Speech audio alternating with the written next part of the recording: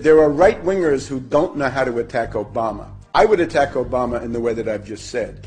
He is a puppet of finance capital of the worst possible circles, of David Rockefeller, George Soros, and this group. And their project is extreme austerity, savage reductions in the standard of living, and the basically immiseration and impoverishment of the United States. In terms of foreign policy, it is this plan to have a global showdown with Russia and China. So for that, they need left cover. Now, the right-wingers don't know how to attack this. So they basically try to argue either that Obama is a communist, which I think is not accurate because he's a servant of finance capital. How could he be a communist? Or that he's a Muslim because his middle name is Hussein. He lived in Indonesia for a while, and he may indeed have considered himself a Muslim at some point in his life. I would, however, notice the two fathers that he had. He had a father, first of all, from Kenya, his biological father, who abandoned him, a guy called Barack Hussein Obama Sr., and then an Indonesian, a guy called Lolo Sotero. Both of them, it seems to me, were more devoted to Johnny Walker Black Label Scotch whiskey than they ever were to Islam. So I don't think the Muslim connection really makes any sense. But I would add one thing. If you want to become president of the United States, you're asking to get your finger on the thermonuclear button. There's a button that launches intercontinental ballistic missiles with H-bombs on them. From that point on, we, the public, want to know everything about Obama. Everything. If he was a Muslim at some point, great, let's find out. And everybody knows it. I think that's fine, but other people may not agree.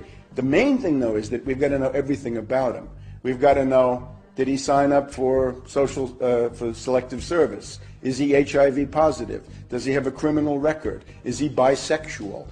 Does he smoke crack cocaine? These are all charges that have been made about him. The guy is a puppet of the worst circles of imperialism. In other words, he's interested in the same imperialist project carried out in a much more effective and clever way, although ultimately in a more insane way. Let's just take the case of Iran. The neocon looks at Iran and says, somebody like McCain, right? He says, we want to bomb Iran.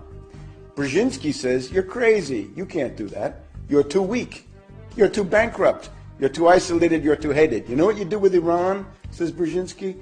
He says, I don't want Iran at war with the United States. I want Iran at war with Russia. Let's turn Iran into a tool, into a puppet, and play Iran against Russia. And Brzezinski said, I show you how to do that. I played Afghanistan against the Soviets, and I destroyed the Soviets.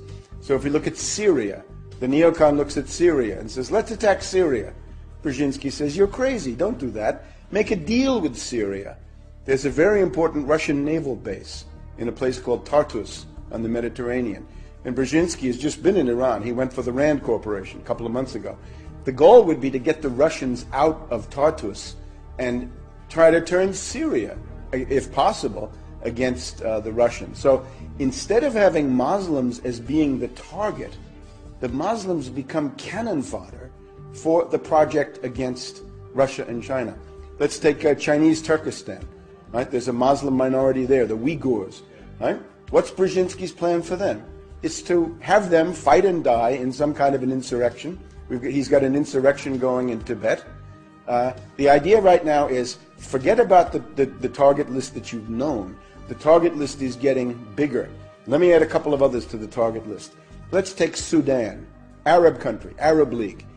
Why is Sudan being targeted? What's the story with Darfur? Why are they doing that? Are they really concerned about a humanitarian emergency? No. They're concerned because 7% of the oil for China comes from Sudan. They're looking desperately for a pretext to go into Sudan, overthrow General Bashir, and cut off that oil going to Sudan. Now let's take the really big one. Up until now, everybody's been focused on Iran. And will the U.S. attack Iran? Will the Israelis attack Iran? I say no, they won't. The U.S. and the British will not. I can't exclude some Israeli crazy. That's possible. But I don't even believe